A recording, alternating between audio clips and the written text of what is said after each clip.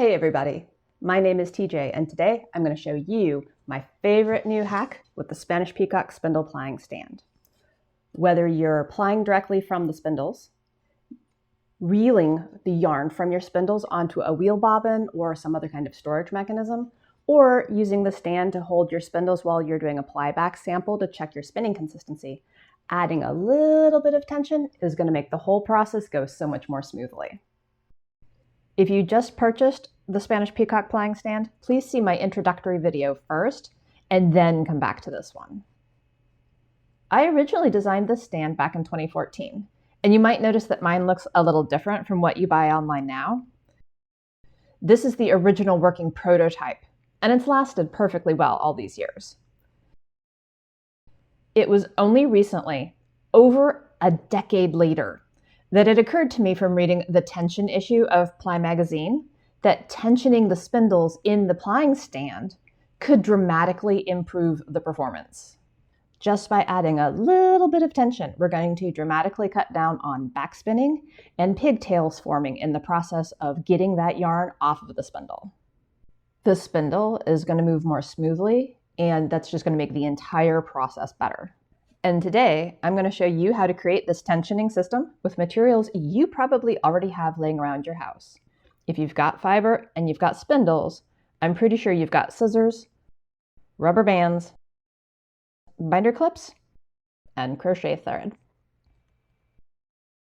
If you've already got a spinning wheel or a tensioned plying kate that's for wheel bobbins, you may be able to use a tension band from one of those tools in place of this improvised solution. But I wanted to make sure that this set of instructions was accessible to as many people as possible with no prior assumption of other spinning tools.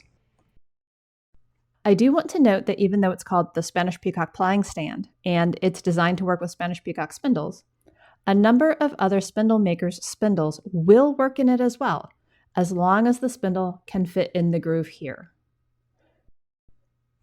So for instance, with the Spanish Peacock Rush lace spindle, it has this narrow area that necks in that allows it to fit inside the groove of the plying stand.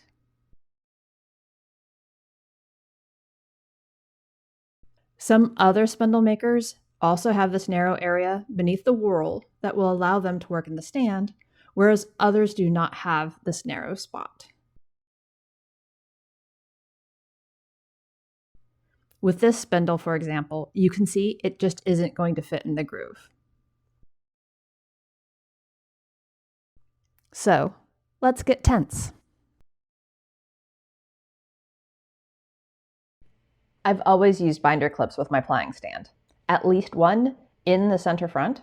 This makes the yarn coming off of the spindle feed from one particular location on the stand rather than moving back and forth along the edge, depending upon where the yarn is on the spindle shaft.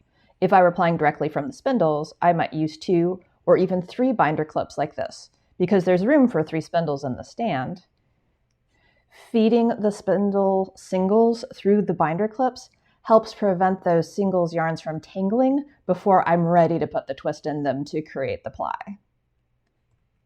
In order to add tension, we're going to take 2 of these binder clips and affix them to the base of the stand on the end of the stand where the spinning tip goes. Now, when I say spinning tip, I mean the part of the spindle that makes contact with the bowl or other surface while it's spinning. Remember that the stand arms are adjustable, so if your spindle's a little shorter, you can move the arms in which case you would also just move the binder clips in as well.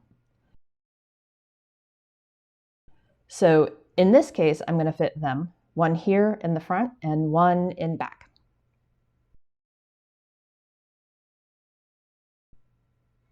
Now, the stand does have non-slip pads on the bottom, so the binder clip will have to just be to either the outside or the inside of them, depending upon where your arms are positioned. Now we're going to take our rubber band and loop it over itself to feed through on the binder clip. I like to do this on the binder clip in the back. It doesn't really matter. The idea is just to affix it to the binder clip arm. This serves like a spring on your wheel tension band, or again, if you have a tensioned kate. there's usually a spring involved that provides a little bit of stretch and give, and that's the same thing we're using this rubber band for. For the crochet thread, it doesn't really matter how long of a piece you use. We want to make sure that it's long enough to get around the spindle, and if you're using multiple spindles, you'll want to make sure you have enough length to go around all of them.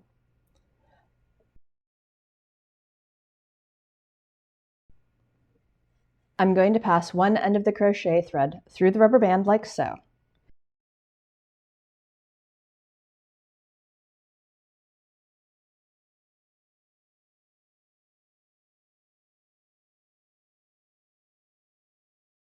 And then I'm going to go up, around, and back down the narrowest part of the spindle outside of the arm.